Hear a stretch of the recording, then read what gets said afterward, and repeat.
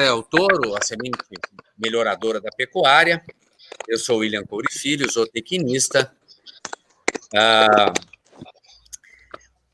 Hoje, diretor de uma empresa de consultoria que chama Brasil com Z, e essa oportunidade de abrir a Brasil com Z veio justamente da repercussão, essa história você conhece bem, né, Marcelo? De uma dissertação de mestrado, onde nós propusemos uma metodologia de avaliações visuais, e depois validamos ela no doutorado, e veio a ser o EPMURAS, e acabou repercutindo e me dando a oportunidade de trabalhar enquanto jurado e já direcionando alguns rebanhos em termos de seleção, acasalamento dirigido. E isso eu estou falando há 17 anos atrás, quando eu estava concluindo, então, o meu doutorado. Essa empresa chama Brasil com Z, e a gente vai falar hoje da importância do touro, né? Lembrando que o touro é um grande... Marcelo, eu acho que a gente devia falar para a Tainá para ela colocar o microfone dela no mudo. Vou tentar falar com ela aqui. Eu vou tocando essa conversa mais devagar. A gente estava dizendo, né, da importância do touro, justamente porque ele pode gerar um touro em monta natural, pode gerar 30 ou mais descendentes no ano, né? Enquanto uma matriz normalmente gera um descendente por ano. O touro, numa central de inseminação, pode gerar milhares de descendentes num ano, né? Então, usando uma biotecnologia da reprodução, enquanto uma matriz, usando também uma biotecnologia da reprodução, que seria a FIV, né? Pode ter, no máximo, poucas dezenas de filhos num ano, num programa muito bem sucedido. Então, o touro, né, acaba sendo um impactador maior nos rebanhos e no rebanho também de um estado ou de um país como um todo. E aí, como selecionar um bom reprodutor, né? A primeira pergunta tem que ser: bom para quê? Qual é o seu objetivo de seleção? Participar de pistas de julgamento?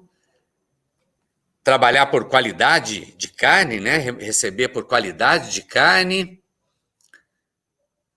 Produzir um boi a pasto com custo de produção baixo, né? Que aliás, é uma das grandes virtudes do Brasil em termos de ser competitivo no mercado mundial de carne bovina, né? Nossos custos de produção são dos mais baixos do mundo, em função de nós trabalharmos numa pecuária à base de capim. Então, nós temos o fotoperíodo, a fotossíntese, né?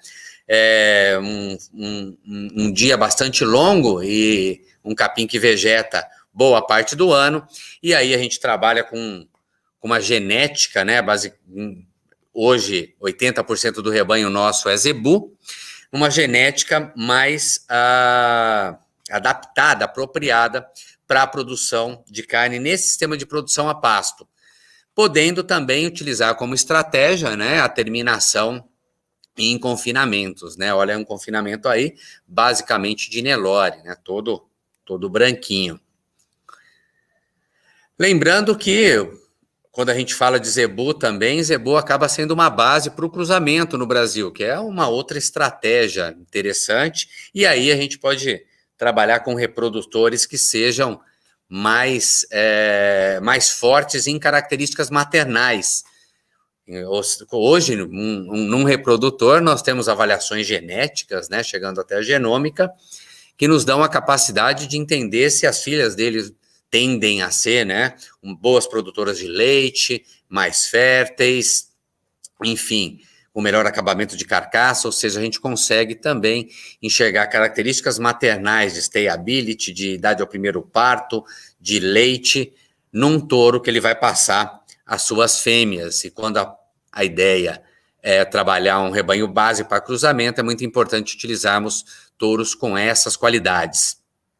Ou mesmo trabalhando, então, dentro da raça com objetivo de produzir bezerros mais homogêneos, mais pesados, mais precoces, ou seja, mais eficientes e, com isso, mais lucrativos. Buscando sempre uma fêmea com tamanho adequado para a produção a pasto e trabalhando em cima touros que tenham capacidade de, nesses acasalamentos, né, gerar bezerros produtivos, fortes. O outro objetivo, né, pode ser a produção justamente de semente melhoradoras, touros em escala, material genético para ser comercializado em centrais de inseminação, buscando sempre algo mais eficiente, mais forte para a pecuária do Brasil.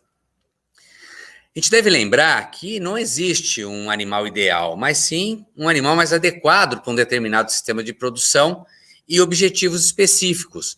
E para nós atingirmos esse objetivo de seleção, nós utilizamos critérios de seleção. Por exemplo, o perímetro escrotal, que é uma característica indireta de avaliarmos precocidade sexual, tanto em machos, lembrando que touros que têm perímetro também são fortes para essa característica de bom desenvolvimento testicular em idades jovens, também devem transmitir essa característica de precocidade às suas filhas, que tendem a desenvolver também os seus ovários e serem sexualmente mais precoces.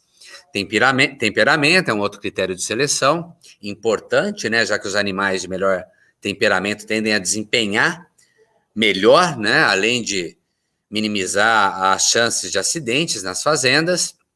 Habilidade maternal, já dissemos o quanto é importante, né, muito barato você produzir quilos de bezerro com o leite da mãe, que deve ter ainda, além da capacidade de esmamar um bom bezerro, a capacidade de estar emprenhando ano a ano e reforçando essa adaptação aos sistemas de produção que propiciam essa eficiência reprodutiva, é uma das grandes qualidades do zebu.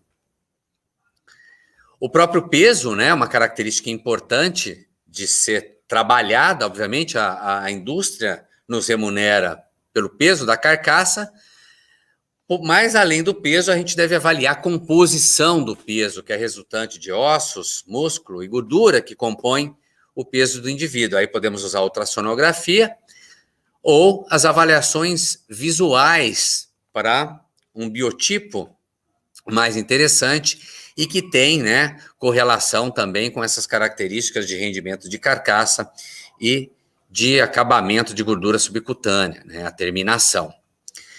E a ideia era uma prosa curta mesmo, para estimular um bate-papo sobre o tema. Já partimos para as considerações finais, que é a primeira delas, não, na era da agricultura de precisão, ainda tem muita gente utilizando milho de paiol, né? Ou seja, é o boi de boiada ao invés do touro melhorador, que seria uma semente certificada. O boi de boiada é o milho de paiol, a semente sem nenhuma procedência, coisa que é inadmissível na agricultura de hoje. E aí a gente busca essa conscientização da pecuária de que a semente melhoradora, então, o touro melhorador, o touro certificado, com registro genealógico, participante de programas de melhoramento, com índices positivos nos programas, e principalmente com uma régua de DEPS equilibrada com as características, e até a interpretação dessa régua de DEPS buscando as características mais importantes, né, para cada objetivo em particular. É a mesma coisa, mais uma vez, né? O pecuarista usando o boi de boiada ao invés da semente certificada é a mesma coisa do agricultor usar o milho de paiol ao invés de uma semente com alta tecnologia, um cultivar adequado para as características da sua propriedade, para o regime de chuvas anual, enfim, como é feito na agricultura. Então, está na hora de nós partirmos para uma pecuária de precisão, uma pecuária mais eficiente, usando reprodutores certificados que nos deem garantia desses maiores resultados, para que a gente possa produzir esse boi de capim que faz da pecuária do Brasil tão monstra, tão gigante. E lembrando que esse trabalho, quando a gente fala de touro como semente melhoradora, essa semente melhoradora, que é o pico da pirâmide, os rebanhos seletivos, ele obviamente que deve refletir ou impactar os rebanhos comerciais, fazendo com que a pecuária de um país como um todo ganhe, para que a gente tenha na indústria frigorífica currais com qualidade e homogeneidade, refletindo então em carcaças também com qualidade e padronização. Afinal de contas, tudo que a gente faz é buscando produzir carne e carne com qualidade. Quando a gente fala qualidade, a gente pode pensar não só na qualidade intrínseca do produto, mas em tudo que envolve esse processo